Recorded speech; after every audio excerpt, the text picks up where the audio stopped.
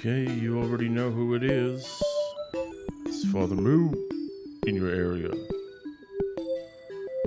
The big church, we're open to everybody. It's Sunday morning, so come in and hope you're wearing your Sunday best to get your programming on. Whatever modular system you're using, we hope you find a way to communicate with it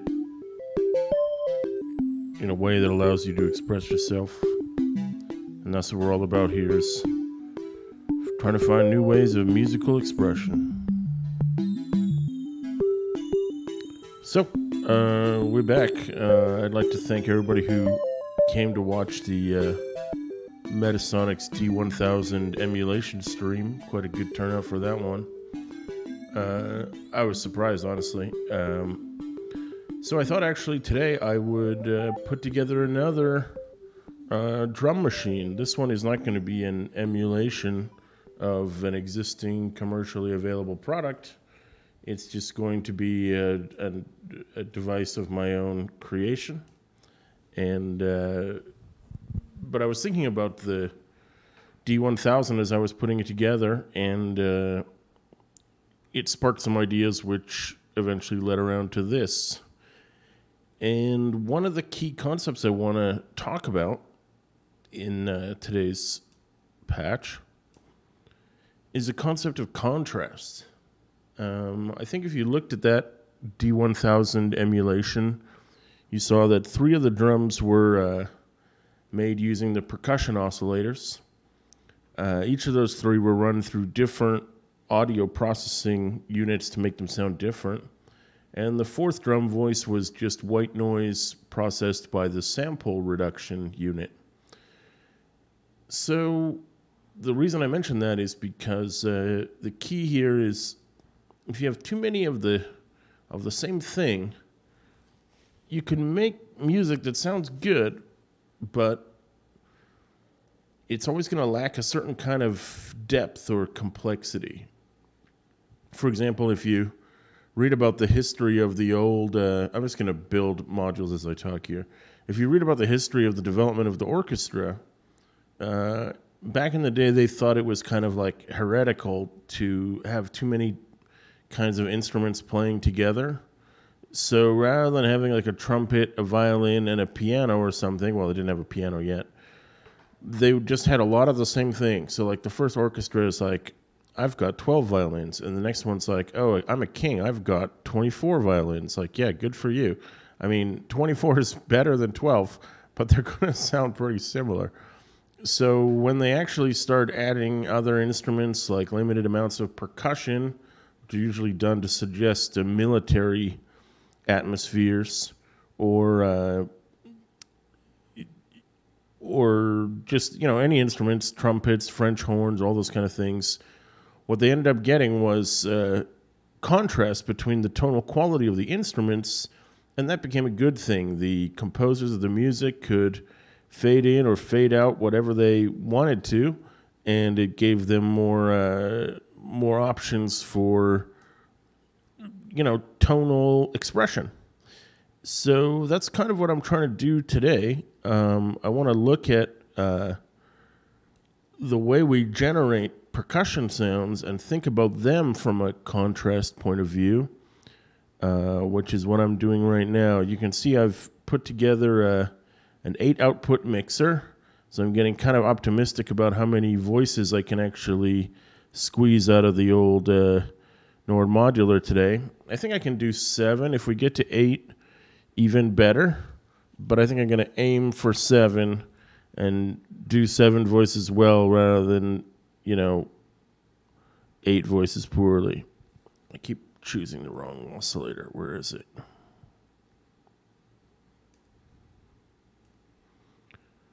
I think, Slave FM. Great. Okay, good.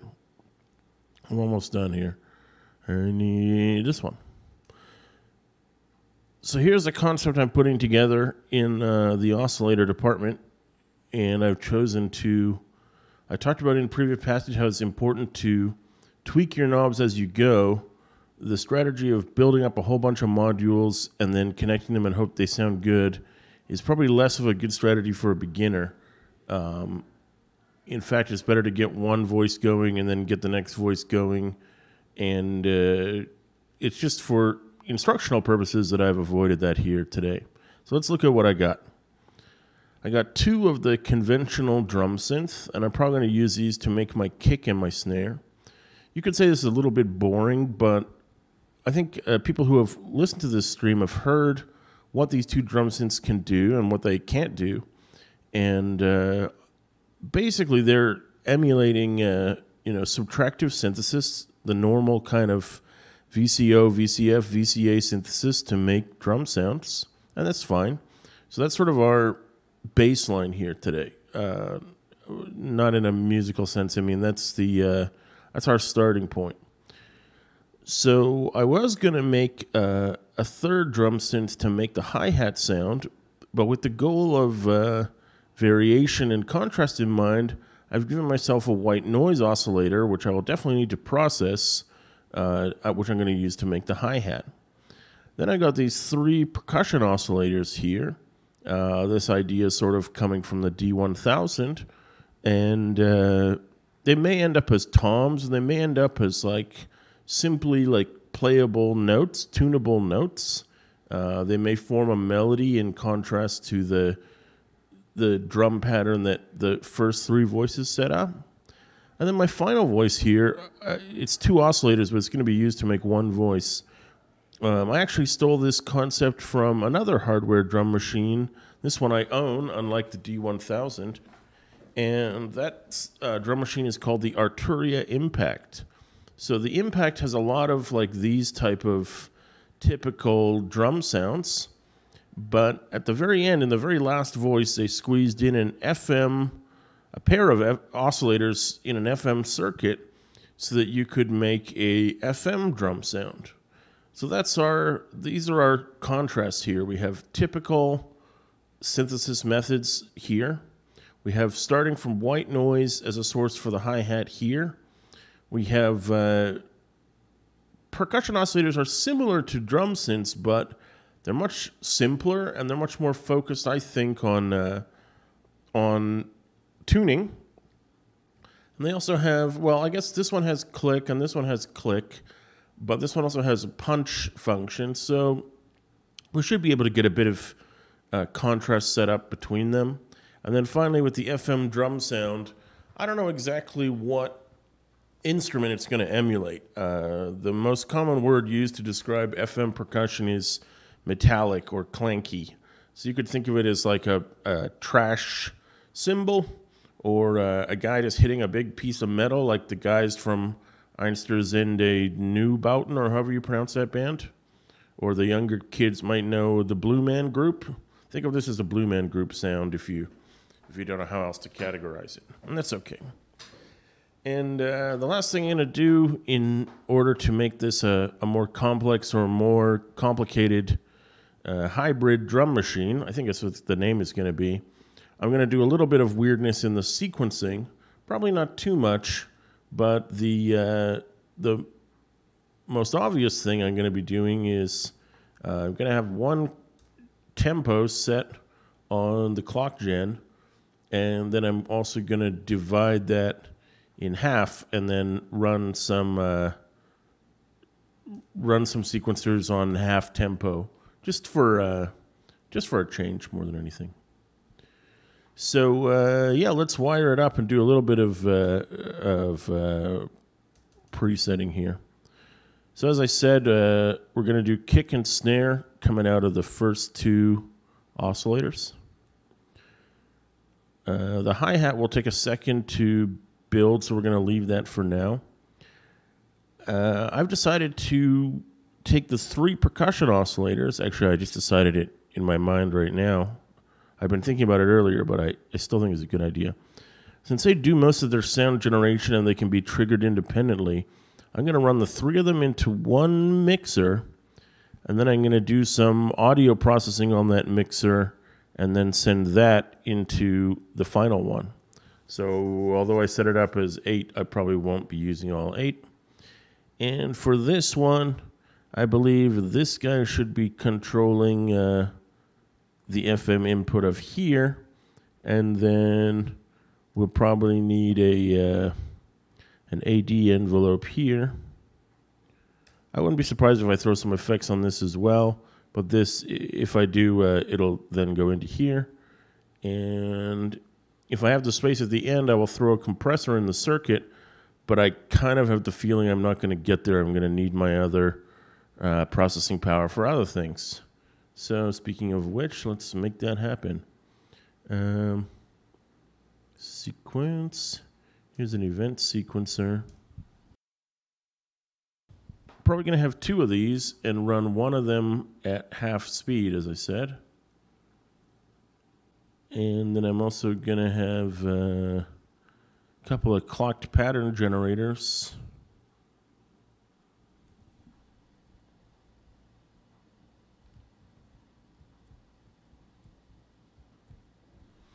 So you can see, I said I was making 7 voices, and I've got 4 outputs here and 3 outputs here, so that should probably do me. For now, I'm going to send the same half-speed clock to one of the pattern generators. I don't know if I'll end up using it that way forever. And I'm going to send this one to this guy directly and use the sync to reset him. And I'm going to do the same thing for these guys. Just while I'm at it. Okay, he doesn't like that. Let's try it this way. There we go. So yeah, so now we have one event sequencer and one clock pattern generator running at half the official tempo of 106. We have one running at full and 2 clock pattern gens running at full. Let's see where they work the best. Probably this slower tempo here will work with the kick and the snare. So I'm just going to put in a sort of typical kick and snare pattern here. There's the out to the kick. There's the out to the snare. And when I dial up the volume, we should get some action.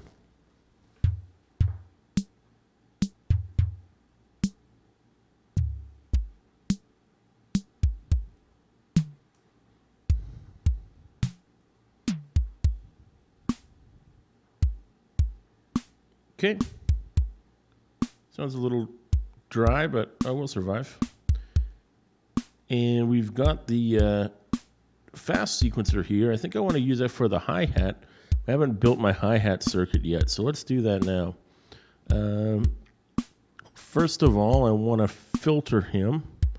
He's just white noise coming out of the thing. So,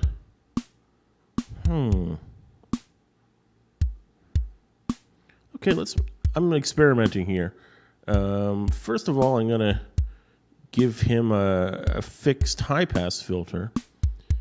And then I'm going to give him then I'm going to put the AD in the circuit.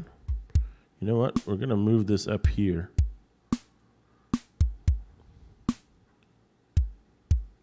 So we're going to go out from the noise into the filter. So this will cut out some of his low frequencies. Then he'll get triggered by his gate.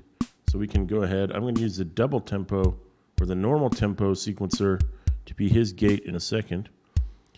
But this is where I don't know if it'll actually sound good or not, but I'm just going to try it. I'm going to put the vocal filter on the output. So, and it will be white noise. So what kind of sounds would work? I guess it should be all of them. I've said before that this filter often gives the kind of sound like a person blowing over a bottle or something. I still think that's an accurate representation. Where's my... Okay, let's try that. So with the high-pass filter, it's going to be fixed in place, but the vocal filter, I definitely want some motion going on that one. So how about a couple of clocked random step gens? I said before that I have two tempos. I have standard tempo, and then I have half tempo. So I'm going to send each of those to a clocked random step generator, and send each of the outputs to the inputs on that filter. And one will change twice as fast as the other, but it should still give it a sense of motion. And I can plug that into the outputs. So maybe sort of in keeping what I was saying of work on one voice at a time, we've got the kick and the snare. Let's see if we can get something out of hi-hat now.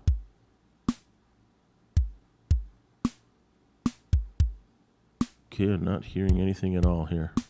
What am I doing wrong? I can see this triggering. That's good, I guess.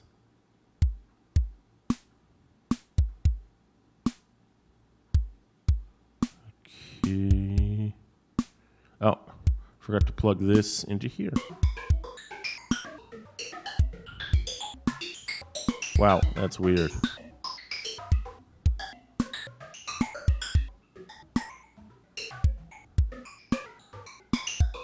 Well, it's hard to call that a hi-hat, but it's certainly percussion of a kind. So I don't want to give up on this sound right away.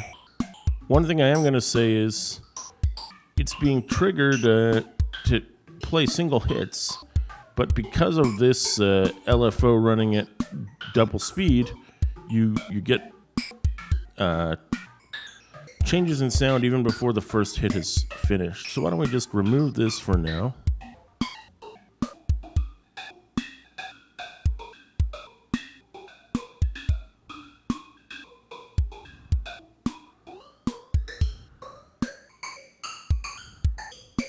Certainly an odd sound.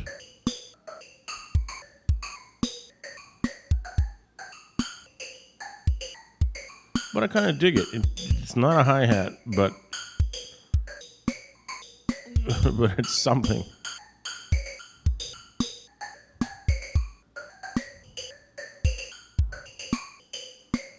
So to make up for that, shoot, I hate that sound so much.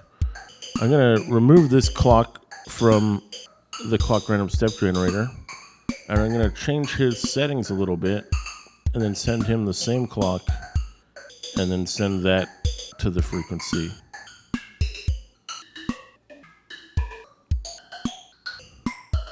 Cool.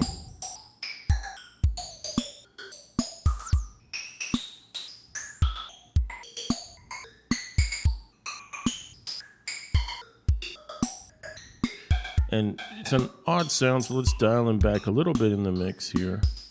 But he gets his part to play.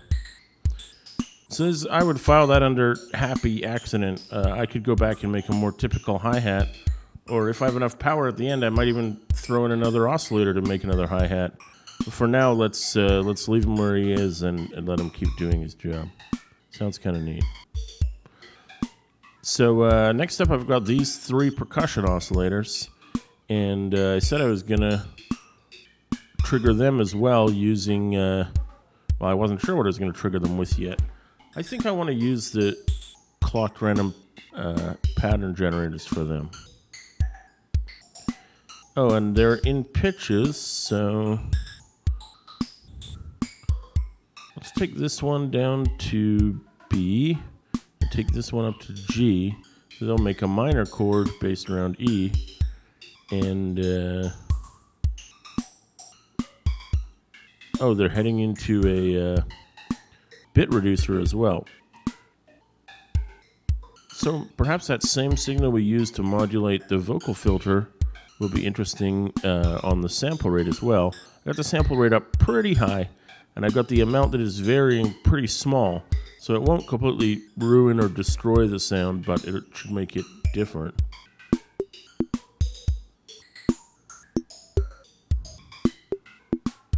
Okay. That's kind of neat. Let's give it a little more decay to let those notes ring out.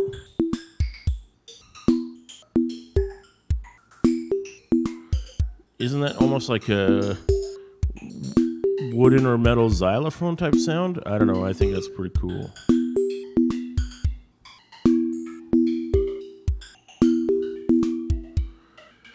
Right now they're all playing the same pattern. I think I'm going to send some variation to them here.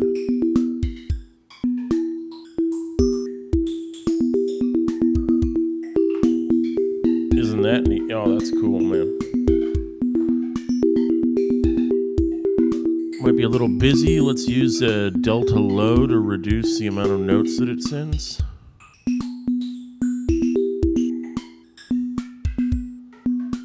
So again, I called this a drum machine, but it's got a melodic part in it as well now. And I feel that melody is actually working even with the odd hi-hat pattern that we created.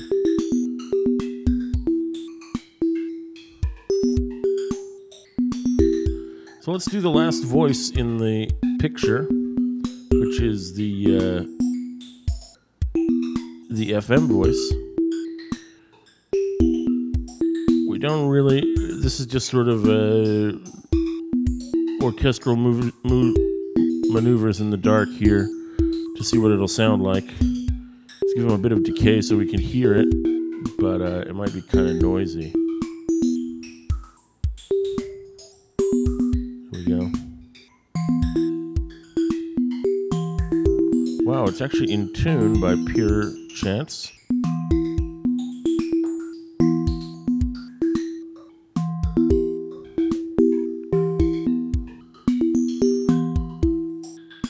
I like that, and I'm gonna mess with it a bit, but I have a feeling I'm gonna go back to it.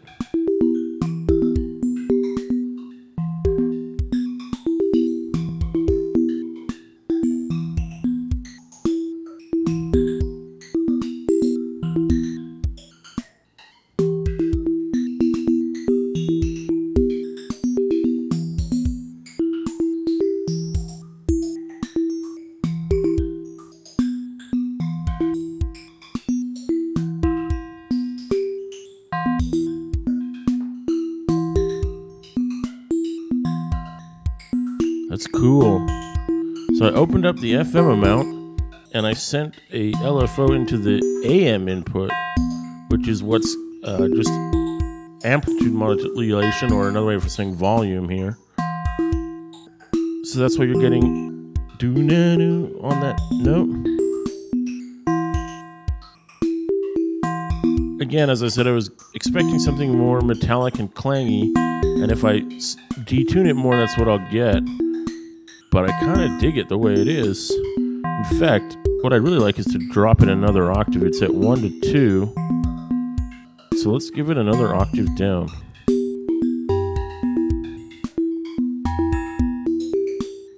What about another octave down? Is that crazy? Yeah, that's too crazy. It's alright. And I'm going to take the decay back very slightly.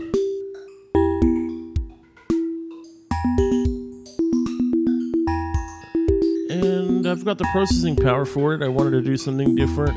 Let's throw a crazy phaser in the mix. Oh wait, do I have the power? Yep, I have the power.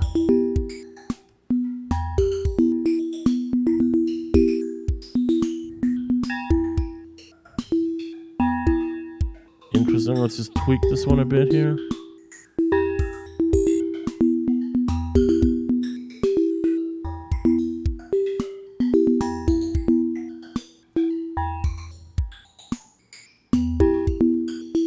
Cool.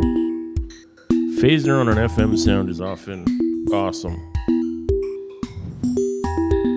So what would I call that last sound? Almost like a tuned gong or a bass line to complement the melody notes here.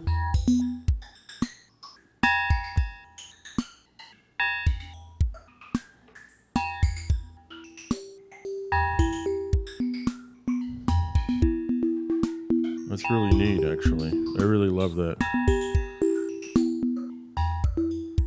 So it goes to show you, in terms of contrast, we absolutely have a contrast between our typical kick and snare, our hi-hat that wasn't even a hi-hat, our three tuned instruments playing their little melodic jam, and a gong that turned out to also be the bass line for many intents and purposes. I almost wanna baseline it more. What if I made a static low pass filter? I don't think I've ever done anything quite like this one, but that's modular for you.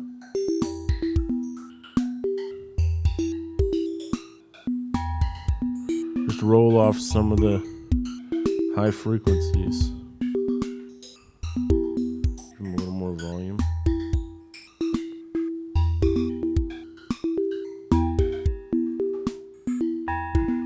That's neat, man.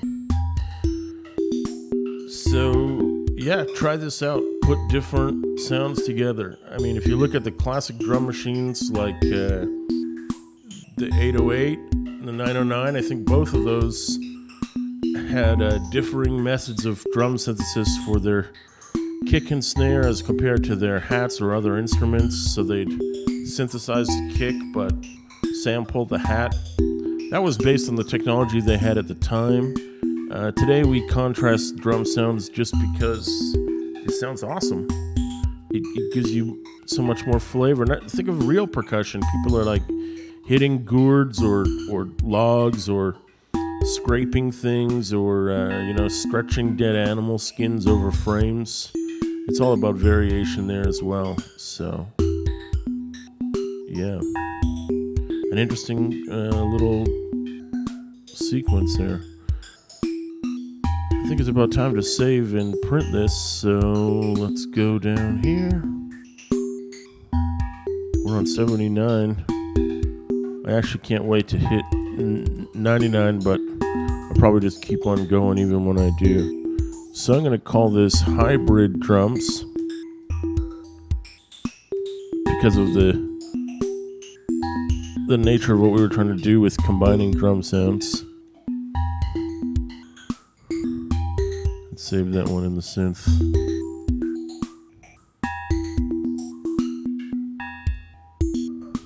That is an odd but interesting pattern. At least I think so. So yeah, feel free to leave a comment if you've got your own strategies for mixing and matching drum sounds. I'd like to hear it. More Moo Modular coming in the future. Appreciate everyone tuning in. Appreciate everyone commenting and liking. It's been real, folks. See you on Sunday. See you on Sunday. See you on Sunday. See you on Sunday.